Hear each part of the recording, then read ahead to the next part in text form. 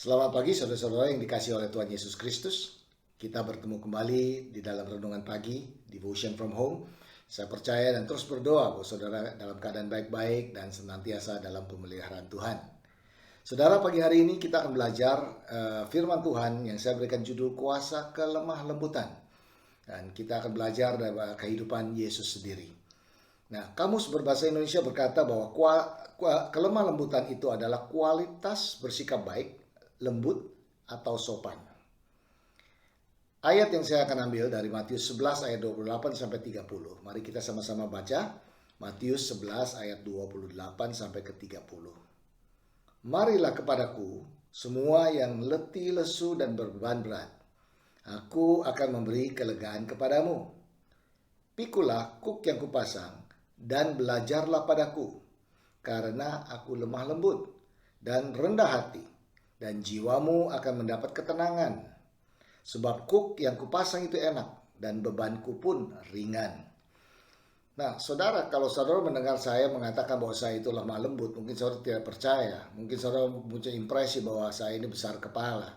Tapi yang mengatakan ini Tuhan sendiri. Tuhan Yesus mengatakan begitu confidentnya. Karena apa, saudara? Saya percaya bahwa Tuhan menghidupi itu.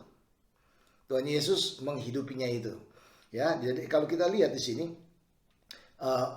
kita belajar daripada kesaksian hidupnya itu konsisten.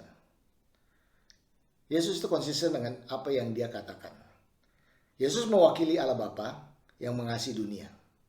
Dan melalui teladannya bukan saja menjadikan murid-murid pengikut dia, tapi memberdayakan mereka menjadi orang-orang atau murid-murid yang bisa memberdayakan orang lain juga. Sebagai pengubah-pengubah dunia. Nah, apa yang kita bisa belajar dari kelemah lembutan Yesus ini? So, yang pertama adalah bahwa lemah lembut itu, it is a power under control. Kuasa di bawah kendali. Nah, lawannya daripada lemah lembut adalah kasar atau brutal.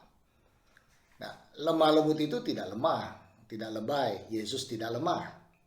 Dia anak domba Allah, tetapi dia juga adalah singa dari Yehuda. Dia gembala yang lemah lembut, is a gentle shepherd. Dia bukan gembala yang lemah. Ya, suatu ketika sewaktu dia mendengar Lazarus meninggal, Yesus menangis. Ya, Yesus datang dan Yesus menangis. Tapi menangis itu tidak membuktikan bahwa dia itu lemah. Yesus lemah lembut, tetapi dia tegas. Kenapa saya tahu seperti itu? Karena firman Tuhan mengatakan roh jahat gemetar. Bahkan dikatakan begini, apa yang kau inginkan dari kami? Kami tahu engkaulah anak Allah yang hidup. Atas mendengar namanya saja, iblis gemetar. Jadi, Yesus tidak lemah. Dia punya kuasa, tapi kuasa yang terkendalikan. Amsal 15 ayat 1-2 berkata seperti ini. Jawaban yang lemah lembut meredakan kegeraman, tetapi perkataan yang pedas membangkitkan amarah. Lidah orang bijak mengeluarkan pengetahuan, tetapi mulut orang bebal mencurahkan kebodohan. Mungkin saudara punya dasar untuk menjadi marah, tetapi jawaban yang lemah lembut menyelesaikan banyak perkara. Kita lihat lagi satu ayat. 2 Timotius 2 ayat 24. Ini nasihat kepada para hamba Tuhan. Nah, kalau saudara bicara mengenai hamba Tuhan, kadang-kadang kita berpikir itu pendeta. Nah, saudara juga hamba Tuhan. Ya, di mana yang sudah ditebus dengan darah Yesus Kristus. Kita semua adalah hamba Tuhan. Dikatakan begini, sedangkan seorang hamba Tuhan tidak boleh bertengkar, tetapi harus ramah terhadap semua orang. Ia harus cakap mengajar, sabar, dan dengan lembut dapat menuntun orang yang suka melawan. Sebab mungkin Tuhan memberikan kesempatan kepada mereka untuk bertobat dan memimpin mereka sehingga mereka mengenal kebenaran.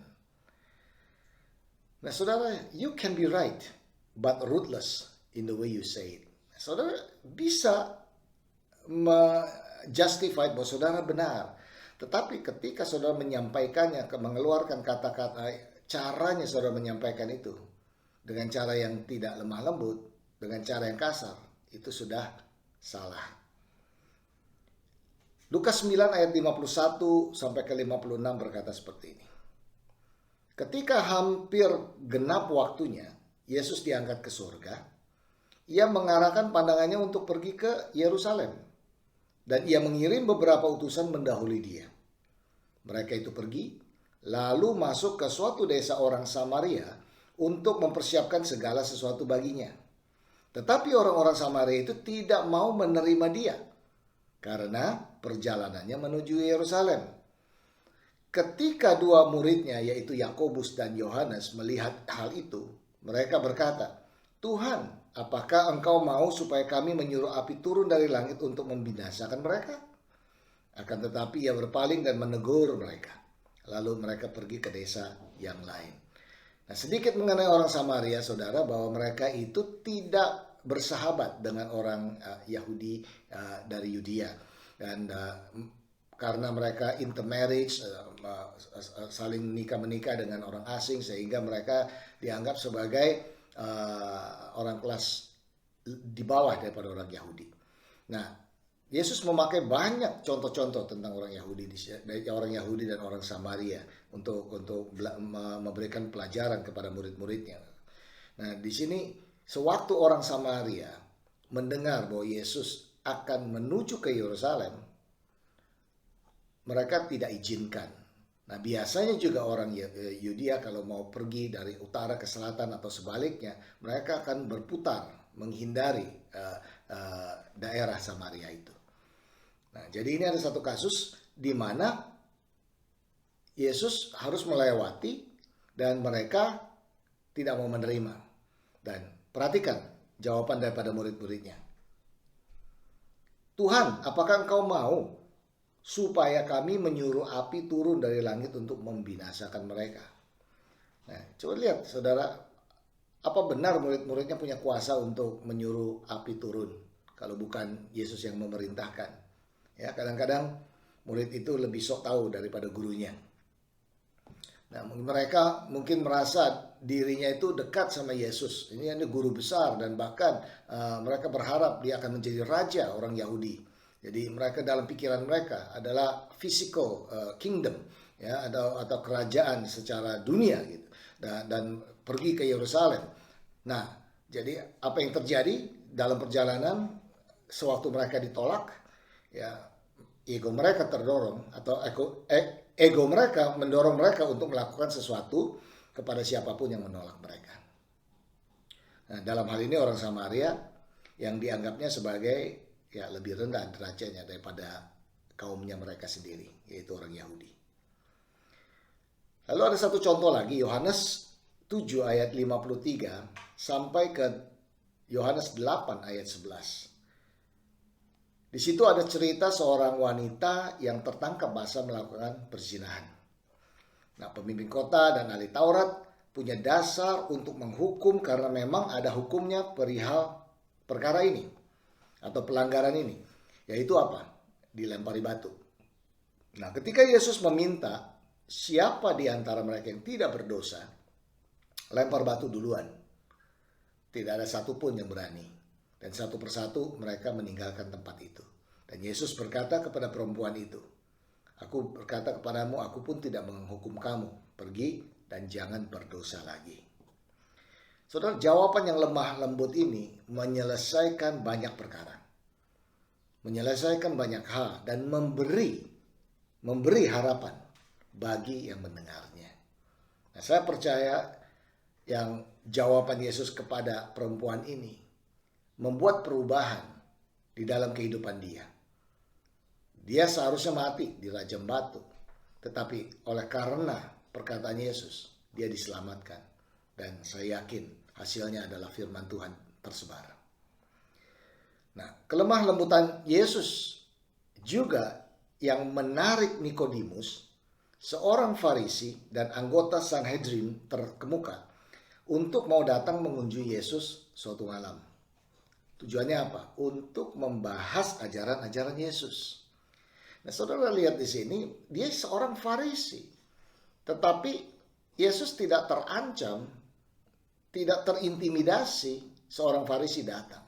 Dia welcome dan dia berdialog dan Banyak hal-hal yang positif saya percaya dibicarakan oleh Nikodemus. Karena apa saudara? Saya tahu ini karena setelah itu ya dia mengingatkan kepada rekan-rekannya di Sanhedrin itu ya bahwa hukum mengharuskan seseorang didengar sebelum diadili. Dan Nikodemus pun hadir setelah penyaliban Yesus untuk menyediakan rempah-rempah, pembalseman seperti kebiasaan orang Yahudi. Dan bahkan dia membantu Yusuf dari Arimatia dalam mempersiapkan tubuh Yesus untuk dimakamkan. Nah, itu ada ceritanya, saudara bisa catat di Yohanes 19 ayat 39 sampai 42. Intinya bahwa dalam segala hal, cara-cara Yesus mengajarkan kepada kita untuk tidak terintimidasi dengan keadaan. Kita bisa mempunyai dasar untuk marah terhadap situasi, terhadap seseorang, tapi janganlah sampai kita itu berdosa. Untuk supaya kita tidak berdosa, kita harus belajar bagaimana untuk membaca atau menjawab setiap masalah itu dengan spirit yang lemah lembut. Dan kita mempunyai teladan dalam Yesus Kristus. Sama halnya seperti pagi hari ini juga. Mungkin bagi saudara yang belum sungguh-sungguh di dalam Tuhan, saudara tahu, mungkin saudara mendengar firman Tuhan, tapi saudara masih belum tahu apakah saudara selamat atau tidak. Saya mendorong saudara untuk melihat bahwa justru kelemah lembutan Yesus ini juga mengundang saudara untuk datang, untuk masuk dalam kerajaannya dan menjadi lahir baru. Dan saya percaya bahwa spirit of yang Tuhan sudah berikan kepada kita, bagaimana untuk lemah lembut ini, itu menjadi pelajaran bagi kita semua untuk menghidupinya dari hari ke hari. Dan kita lihat bagaimana hubungan kita dengan istri kita, dengan anak kita, dengan bahkan kawan sekerja kita, bawahan kita.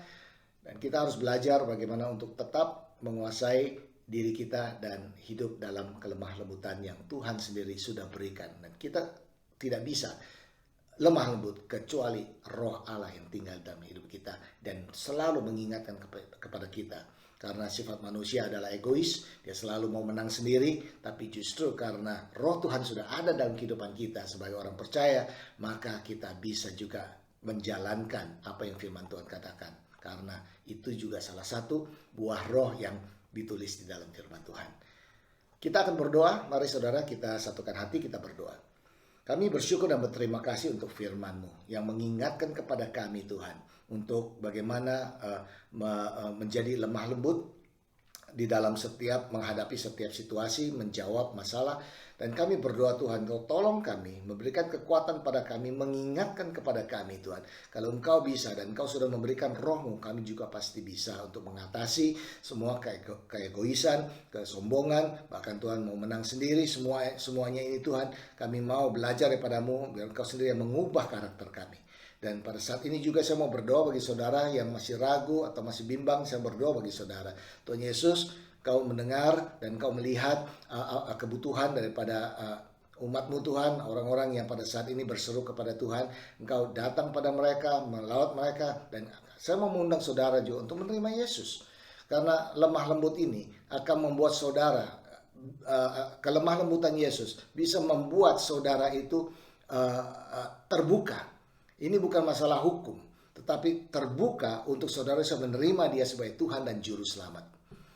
Undangan kepada saudara, mari kita berdoa di dalam nama Yesus Kristus. Kalau saudara mau menerima Yesus sebagai Tuhan dan Juru Selamat, saudara bisa berdoa, ikuti saya. Tuhan Yesus, terima kasih untuk firman-Mu. Terima kasih Engkau mengasihiku. Dan aku berdoa Tuhan, ampuni dosaku. Terimalah aku sebagai anak-Mu. Aku berserah hidupku, aku berserah kepadamu, pakailah aku menjadi alat-Mu. Terpujilah nama-Mu, di dalam nama Yesus kami berdoa. Amin. Tuhan, aku berkati setiap yang menonton ini Tuhan, yang mendengar ini Tuhan, bahwa apapun masalah yang mereka alami pada saat ini, memang sulit bagi manusia, tapi tidak sulit bagi Engkau. Aku berdoa di dalam nama Yesus Kristus, bahwa damai sejahtera Tuhan selalu beserta dengan setiap kami. Terpujilah nama-Mu, dalam nama Yesus kami berdoa. Amin. Tuhan berkati.